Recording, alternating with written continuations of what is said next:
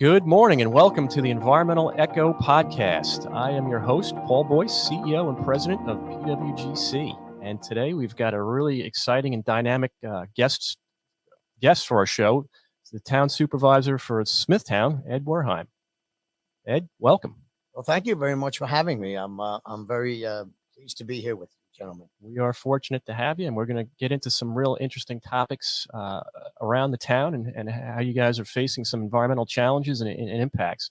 Also with us today, we've got Charlie Bartha, who, again, is a repeat offender on the show, and I love having him. He's got a lot of good insights. He's one of our senior vice presidents, now heading up a lot of our business development activities at PW Grocer. He's also part of our engineering group, and he's a former commissioner for Suffolk County Department of Public Works.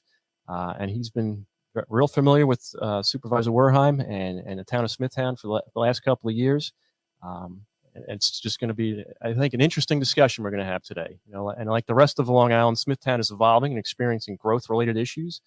Some of the current events include the proposed development of the Gyrodyne site. You know, that's certainly something we need to talk about. And on top of that, part of the discussions we've had on some past podcasts, wastewater infrastructure. That has been a hot topic the last couple of years here on the island, as well as some of your downtown areas in Smithtown. You got St. James, Kings Park, and a whole bunch of others. And then lastly, we do want to talk about that Hauppauge Industrial Park, formerly known as the Hauppauge Industrial Park. I stand corrected. It's now the Long Island Innovation Park at Hauppauge. Right, so that's all interesting. But before I begin, just to let our listeners know, if you guys need to reach out to us for any comments, questions, suggestions, you have topics you want us to discuss in the future, best way to get a hold of us is through our website, which is www.pwgrocer.com/podcast. And with that, let's I welcome our guests, and I'd like to start the discussion. So, Supervisor, could you just give us a brief summary of the town's efforts to improve the environment and the economy in Smithtown? Sure, Paul. So we're very active as we speak about clean water initiatives, basically sewering all three of our business districts. Something that's interesting about Smithtown that doesn't exist in most places. In each one of our hamlets, which is Kings Park, Smithtown, and St. James, we have a railroad station. So we're kind of ripe for transit-oriented development, but certainly need to clean the water up first. So let's start with St. James. St. James, we did a $12 million restoration project infrastructure. We took up Lake Avenue, which is a town road. And while the road was up, we installed sewer mains from North Country Road to Woodlawn Avenue. That's complete sewer mains to the business. We also, at the same time, installed brand new water mains for the business district as well. Then the road was reclaimed, totally repaved, sidewalks and curbs, and stamped concrete, decorative work all completed, signage completed, and we are in the process now of working on off-street parking, which is another issue that needs to be included when you do your downtown business districts. We bought a parcel of property that was in tax arrears from the county, raised the building, and that under construction now is off-street parking along with a community park in the center of St. James for summer festivals, concerts, things like that. So we're very excited about that. The hookup for the sewer main, we're still working on that. As you spoke before, Paul, Gyrodyne is one site that has possibilities. However, there are other possibilities as well. We are working with the county and Peter Scully, the sewer czar, on another location right now that's east of that where St. James may be hooked up as well. So we do have options in the event that Gyrodyne project does not work out. If you move west to Smithtown, our plans for Smithtown, we do have $20 million that was appropriated by the state of New York. It is still accessible at this time. The problem with Smithtown is where we would send the wastewater to in that business district. So we have discovered a parcel. It's about 17 acres in the former psychiatric center in Kings Park. And we're working with the state representatives and Governor Hochul to ascertain that property. If we do, we would need 2 acres of the 17 for leaching fields. That will allow us to run Smithtown Business District capacity into Sewer District 6 in Kings Park. So we're very excited about Yes. that. Keep my fingers crossed. Yeah, I mean, it's probably the only way we're going to be able to sewer the Smithtown downtown business district. So we're very hopeful that we can make an agreement there. Then that would be engineered because it has not yet been done by the county. Establish the sewer district and work on that. That's probably going to be the last business district done. Kings Park, if you go further west now, Kings Park is engineered. It's ready, shovel ready. There is a referendum on December 14th this month.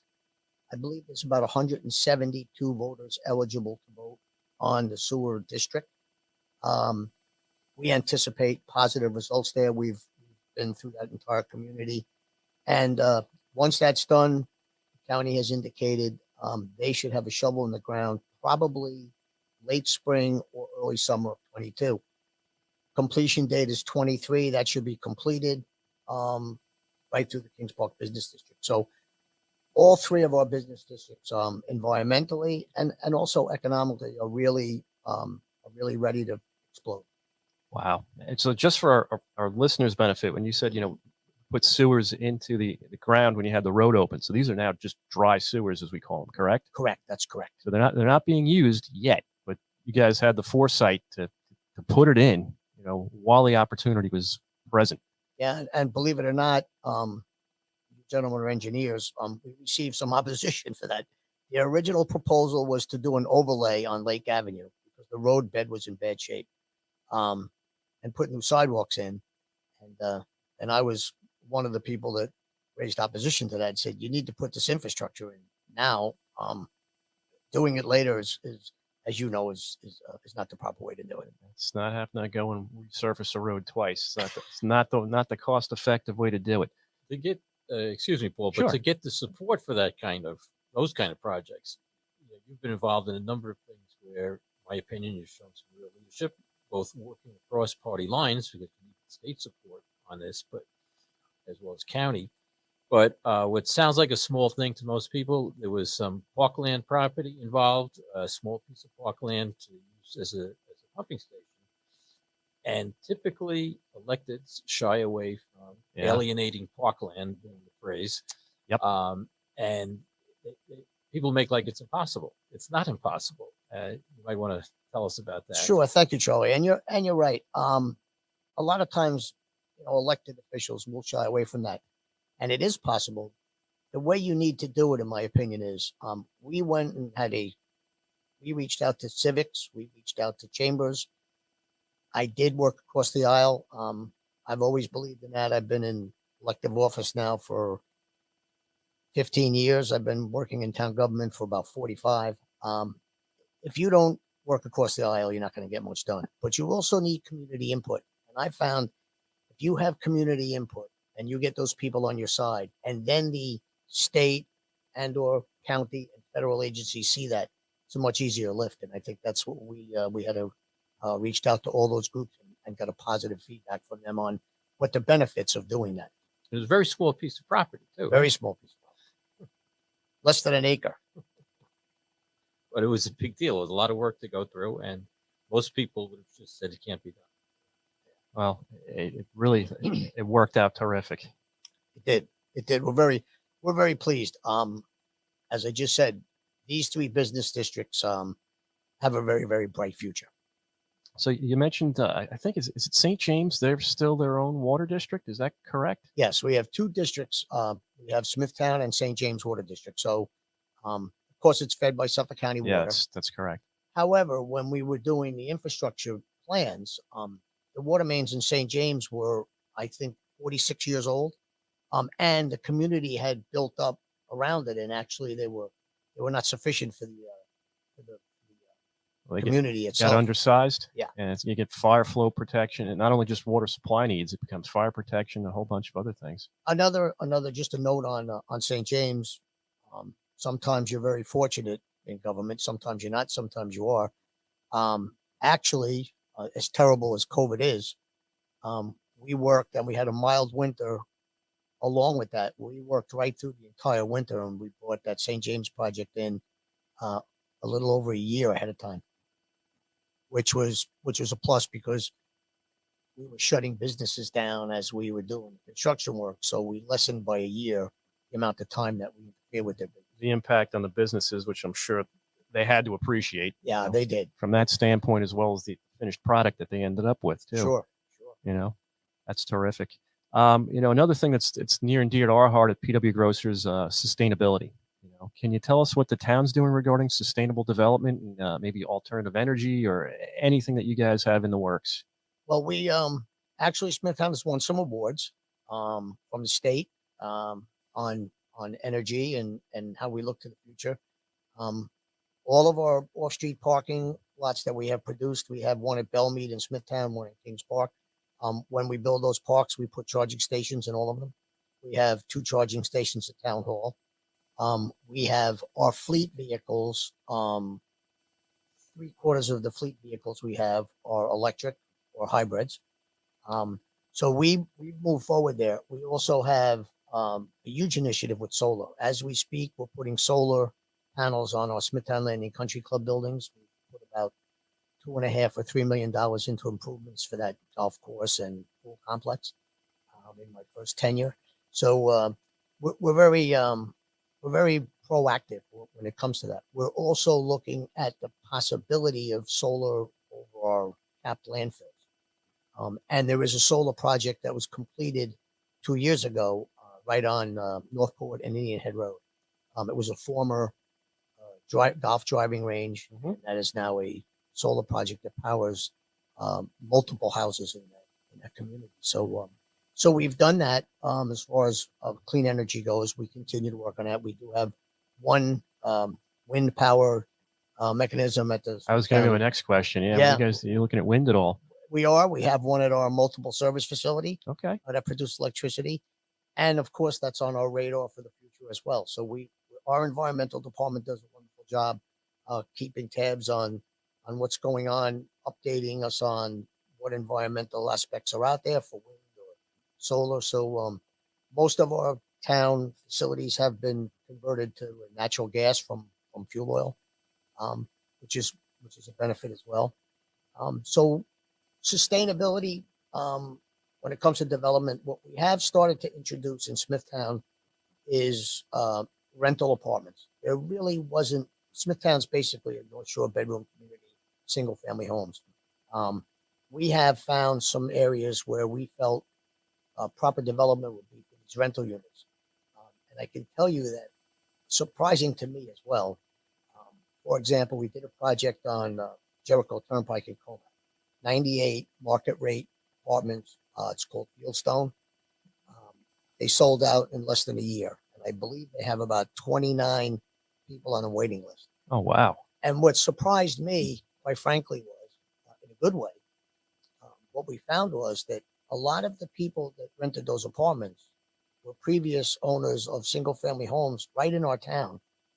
They retired, but did not necessarily want to move away. You know, the proverbial move to Florida or the Carolinas, which was pretty prevalent. Mm-hmm. They actually wanted to rent. Some of them may have a summer home in Florida, a winter home rather in Florida, but they wanted to rent these apartments so they had a turnkey so they could come up and down anytime they wanted. A lot of them have children here, and the benefit of it was younger families that are moving into Smithtown to raise their families bought those homes. So that was a bit surprising to me as well as to who's going to really rent these. But That's that interesting. project is completed, and it was so successful. They're buying in the process of purchasing the 2 properties to the east to construct additional apartments. Very successful project. So that's going to be sustainable. We have same type of project, smaller scale, 36 units on Indian Head Road, Kings Park. So we've done a lot of that, and I think we'll talk about some lighted areas that we developed as well that'll now be sustainable that weren't before. Wow. It was just a piece in the paper. Was it today or yesterday? There's one in there today about a building in Smithtown that's that's raise or rebuild. I think the title was. That's an interesting point that Charlie brought up. That building burned about 5 or 6 years ago. The owner was going to reconstruct it, but then sold the property. And we have been in discussions with the present property owner for the last 3 years, and they keep giving us excuses why they can't develop it. We feel it's unsafe. There's no roof on it. If you saw the view from the aerial view from it, we think it's an unsafe structure. So we scheduled a public hearing, and if they don't come to the table to reconstruct the building, we'll take it down. And I want to ask you something else about municipal solid waste in the town of Smithtown. How are you guys managing that? You know, the landfill space in Long Island is just about done. You know, we've got to really look now to the future on how we're going to manage, you know, our garbage. What's the town looking at? Well, very interesting point, Paul, when you bring that up. It's one of the top priorities. As a matter of fact, I just attended a Supervisor Association meeting, Suffolk County towns yesterday, and Winter Brothers did a presentation on their proposed rail project in Brookhaven.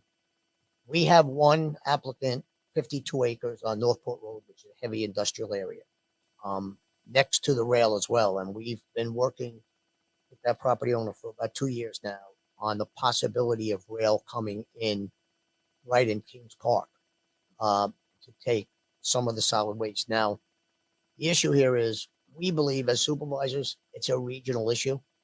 But frankly, we have been talking to state officials and federal officials for 2 or 3 years now with no results. And the Brookhaven landfill is slated to close in 24.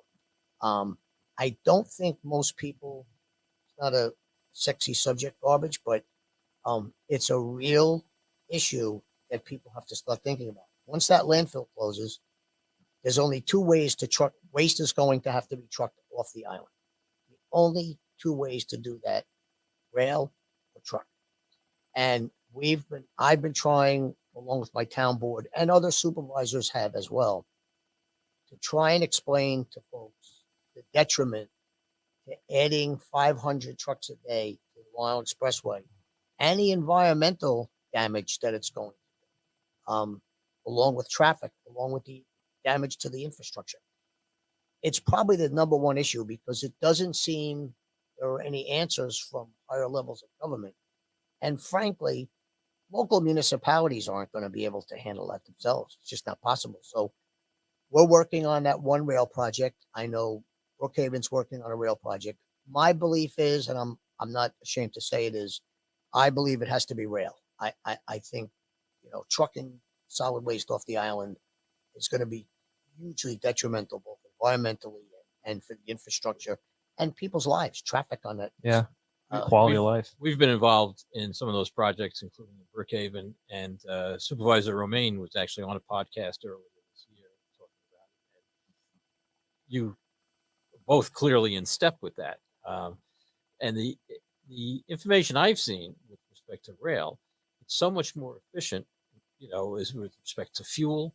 So it's an environmentally good thing. And the cars that they have now, special for this purpose, are sealed so tight that it's not a problem as far as odor or leakage along the route. Yeah, that's a big issue. A big problem, once you have the receiving station, municipalities willing to accept that, it's still the Long Island Railroad schedule, which favors the commuting lines, of course. And that is that's a serious problem. It's certainly a state issue. Yeah, it absolutely is, Charlie. And that's where our confusion comes in. They just don't seem to want to engage, and it's going to be on them.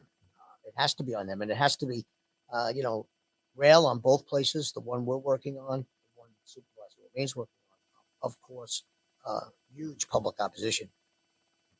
I don't think they understand it. So, as I stated, our job is going to be to try and show them what the detriment will be to the environment, and the fact that if there is no answer by 24, solid waste disposal for residential communities are going to be astronomical on their bill to pay for that. Unsustainable, in my opinion. Where does Smithtown solid waste go now? Right now, we are in a joint venture with Huntington. It goes to the Cavanta plant, and they incinerate it. And then it goes to Brookhaven? That's where the ash goes. Yeah. Ash goes to Brookhaven, and all of our C&D goes to Brookhaven as well. Interesting. So it's a it's probably the major, along with sewering business districts, to be able to build those revitalized business districts, probably right equal with that as the number one issue, because it's going to happen. 2 years will be gone before you know it. I couldn't agree with you more. Time is flying by, and a topic like this, we've got to address it now. I mean, we're already too late. We're behind the eight ball. Another issue well, not an issue, but the topic, the town, you guys, you're up on the North Shore of Long Island. You got a lot of waterfront facilities and just waterfront. From a resiliency perspective, what efforts has the town been undertaking to preserve town services and the amenities that you guys offer your residents? Yeah, for around right now around I think we have about 40 miles of shoreline actually. Yeah. Boating is very popular. We have our marina at Long Beach. We have two mooring areas, one at the Kings Park Bluff in the Nesquequot River, and we have one at Long Beach. We're in the process now of renovating the Bay Constable's offices at the marina, and we have in our capital budget proposals for 22 to engineer some repairs of what we call our sea slip side, which accepts boats from 25 foot down.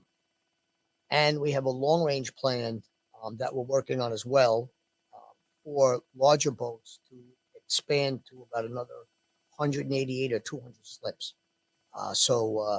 We have a lot of work to do in the future for that, but the future plan looks really good. We've already met with DEC. We have some work being done on preliminary plans on how we would do it. And again, it's a futuristic plan, but we want to do that. Right now, the county is dredging the mouth of the Nesquequot River, which has filled in. Unfortunately, it fills in every year, or every 2 years. And one of the advantages we're going to have in the Nesquequot River is state of New York just constructed, it's completed, and they're going to locate their DEC headquarters right in Kings Park. Yeah. And they're going to expand the marina as well. But that's going to be an advantage because we believe they're going to have 5 DEC boats there, including one of their 45 footers. We feel they will then take over and dredge the rest of that Nesquequot out to the mouth. County just does the mouth coming in, and they don't have the funding or the availability to do the rest. We think the state will do that because, of course, they're not going to put their DEC boats there and then leave them docked. They're going to want to get them out to the center. So we have a lot of environmental, issues going on there that we're taking care of. Is there anything you guys are doing, like a little bit in terms of climate change or sea level rise that you guys are preparing the town for future years? We are.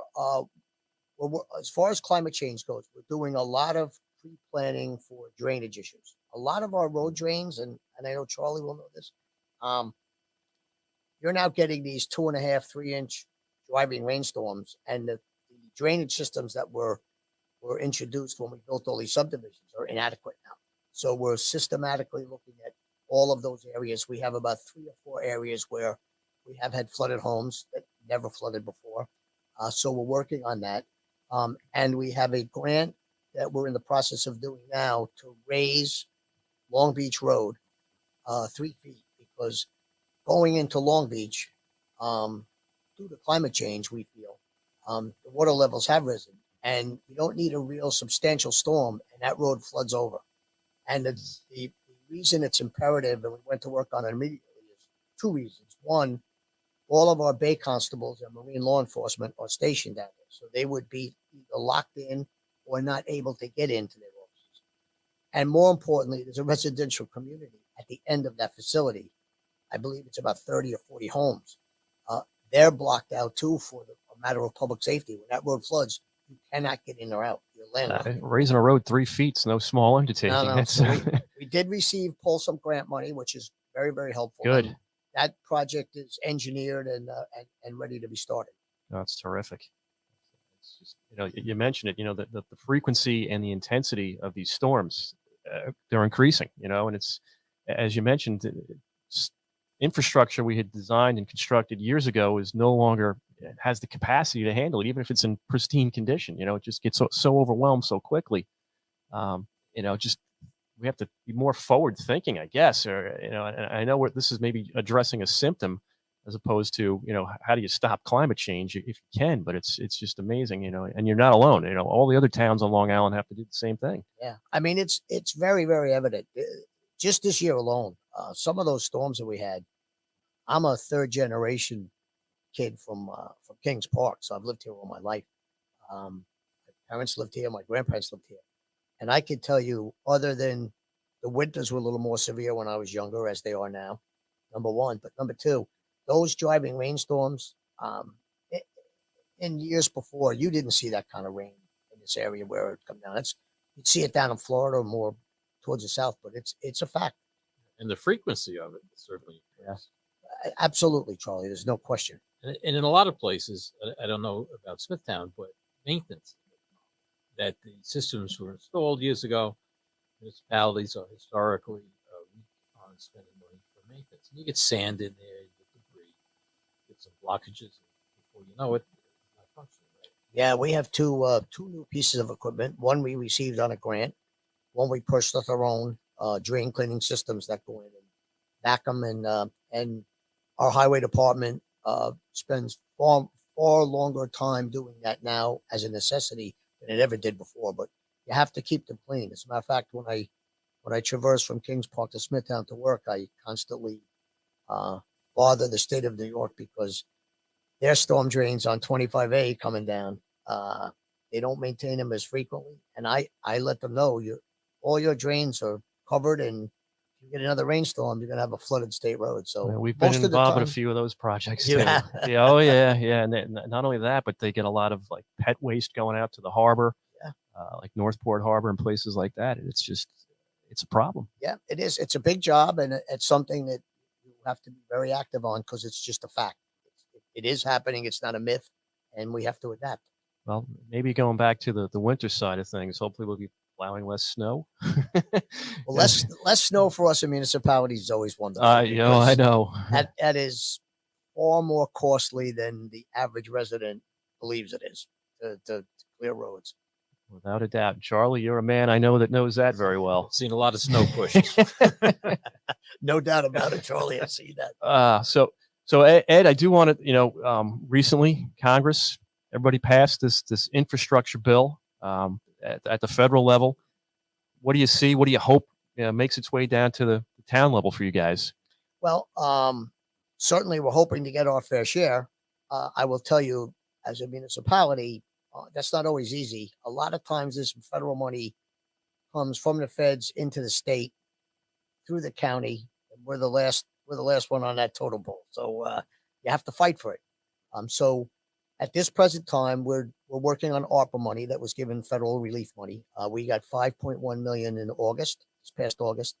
We are actively working on spending that within the requirements. And fortunately, we are allowed to spend a lot of that on drainage infrastructure and things like that, which we're funneling quite a bit of money into that area, as we just spoke, to alleviate some of the major problems that we have throughout Smithtown.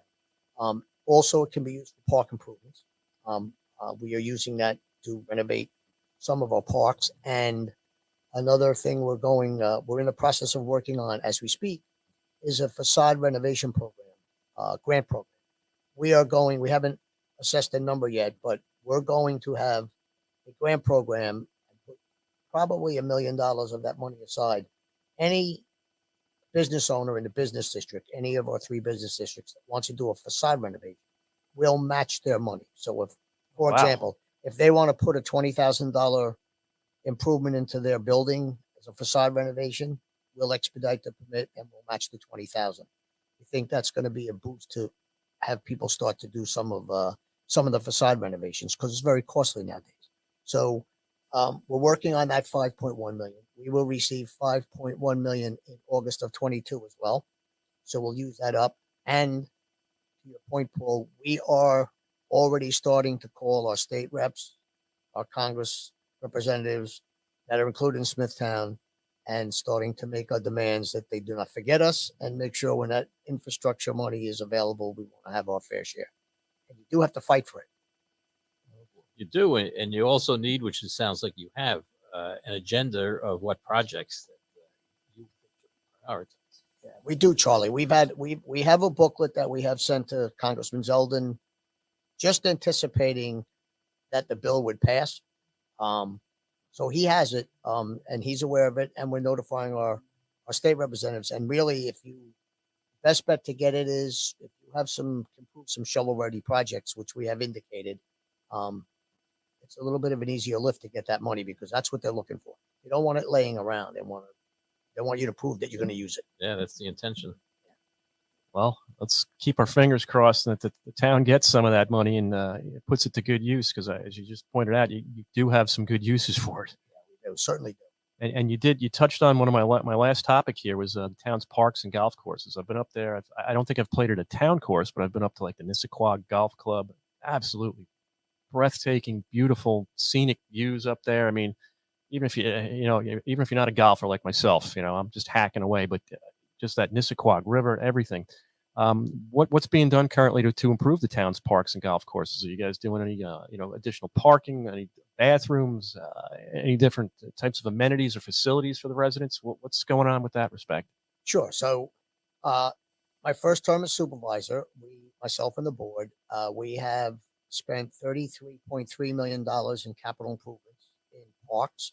Part of that was our Smithtown Landing Country Club, which is an 18-hole golf course, 9-hole golf course, swimming pool complex, and we have a catering facilities there as well. We've put about $3 million into that. We redid all of the bathroom facilities, modernized them all. It's managed by Michael Hebron. He's one of the top 25 instructors in the world. We've had him there for a while, MPH Management. He runs the golf course, and then he pays us a fee, and then that's his business to get the proceeds there. He has his academy there as well, well attended by potential golfers going into the PGA. He's a very well-known entity, and we want to make sure he stays there. So we've done a lot of work, about, again, $3 million worth of improvements. He has just hired a new superintendent, female, and she's been here a year now and doing a real wonderful job at Smithtown Landing. I would encourage you, to go down and play it. At one time, we were known as one of the top 33 municipal golf courses in the United States of America. It's wow. a pretty popular golf course. To your point, Paul, and Charlie knows, the 18th hole, which is the signature hole, you take your drive out, and when you get to the end, you're overlooking all of the Nissaquag River and Long Island Sound. It's one of the most beautiful scenes. I tell you, when I'm there, I don't feel like I'm on Long Island anymore. It takes you someplace else. It is amazing. It really does. It's just a great facility. So we feel it warrants putting a lot of money into it. We're working with the caterer now to do additional renovations on the interior of the buildings, and we'll continue to work with MPH on the golf course. In our park systems, the lion's share of that $33 million went into renovate parks. When I took over, our parks were rather deteriorated. There hadn't been much maintenance done in a long time. Hasn't been much funding put into them. So we went to work on a program, and we've improved about 70% of the parks. We have about 25 community parks in Smithtown. We've done about 70% of them. That's new court surfaces, making the restrooms handicap accessible. We've started to work on some handicap playground equipment for disabled children. Fields, we're in the process now. We just did $1 million improvement on 2 soccer fields, all synthetic turf in St. James. And we're working on 2 synthetic infields for Little League as we speak. And one of our big initiatives was Flynn Memorial Park. Flynn Memorial Park was before ball field complex that was built about 25 years ago. Fairly deteriorated. It was all grass. It was expensive, but we felt worth it. We did a $7 million project there. It is the only facility like it on all of Long Island. It's attracting people this season from Virginia, New Hampshire. Teams are coming down to play. They had left that facility years ago, USSSA softball, adult softball. Used to have their national tournaments there. It was so deteriorated, they left and went to New Jersey and Connecticut, but they're all coming back now. So all 4 fields are completely synthetic. Oh, wow. We have concessions. We have a $250,000 playground there for the moms that come with the children to watch their husbands play. It's a wonderful facility. We opened it up. This is the first year, and it's going to be a revenue generator for the town, just from fees playing. And USSSA has a huge interest in bringing the national tournaments back, which results in a boom to the entire economy in Smithtown. And outside of Smithtown, quite frankly, hotels, restaurants, because when they come, it's generally a 1 week elimination playoff, but they bring their families and everything here. So it's we're really proud of that facility. Another thing that we encountered is you probably heard about it, I'm sure. I didn't even know what it was, but pickleball has become like so huge. I had no idea what it was. So my parks director kept talking about it, and I'm like, "What is it?" And he goes, "Well, it's like a smaller tennis court." And so one weekend channel surfing, I hit this and I see this pickleball tournament. It was actually being played in Miami. So I stayed on it for an hour to watch what it was really about, but it is huge. So we're in the process of now converting some of our tennis courts to pickleball Oh, courts. Charlie's a big tennis player. Yeah. You're not winning him over. No, I'm not. But I have friends that play pickleball in Florida, and really good athlete when he was kids, but he loves pickleball now. It's really become popular, and it takes up less area. So a lot of the subdivision work we've been doing, they're looking for pickleball, which is nice. It's huge. I had learned from you a while ago about that Smithtown was the center for softball years ago, and you said you were looking to bring that back. I give you a lot of credit because you brought some new dynamics to the town, certainly, and it's good. Well, thank you, Charlie. We're real proud of it. And my former career was parks director. So I have an affinity for parks and recreation. And back in the mid 80s, USSSA, as I said, their whole Northeast corridor, they played all of their championship games in various parks in Smithtown. And the economy that week was just immense for businesses because they frequented every deli, every restaurant, every hotel. We don't have many in Smithtown, so the hotels outside of the perimeter of Smithtown benefited by it. So we're very pleased at work because this was our first season, and they're going to come back. So it's going to be great. Oh, that's fabulous. To wrap up, I just have one question. It's something I got to ask. We're almost 2 years now into a pandemic. How has COVID-19 affected how the town does business these days? What kind of long-term changes have you guys, pivots have you made? What have you done differently to address the pandemic? Well, look, first of all, horrible disease. And now, as we all know, it's the variants are there. It's continuing. Yep. What we did in Smithtown initially, we kind of preempted some of the other towns, quite frankly. What we did, we took it very serious immediately. We thought as a town board, you're certainly going to see a fiscal impact. We believe that would happen. So we took immediate steps to control that. And then we set up a matrix with all our businesses to try and keep our businesses in business. So from a fiscal standpoint, we immediately imposed a 15% cut in all discretionary spending. And we put an early incentive out. 14 employees that were eligible took the incentive. It saved the town $1.3 million. So we came out of COVID fiscally stable. Even at the last year, we still attained a AAA bond rating and still had proper reserves in place. So we took some early steps. We furloughed our employees 50%, 1 week off, 1 week on, for about 8 weeks. Those were essential employees, highway, sanitation, parks. Our office staff, we did a lot of work from home remotely.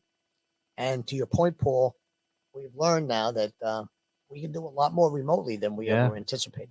Zoom, Teams, we have implemented a lot of that in town now. So a lot more efficient. And we think, going forward through attrition, that's going to, if governments pay attention to it, you're going to be able to run a little leaner and a little meaner because it works.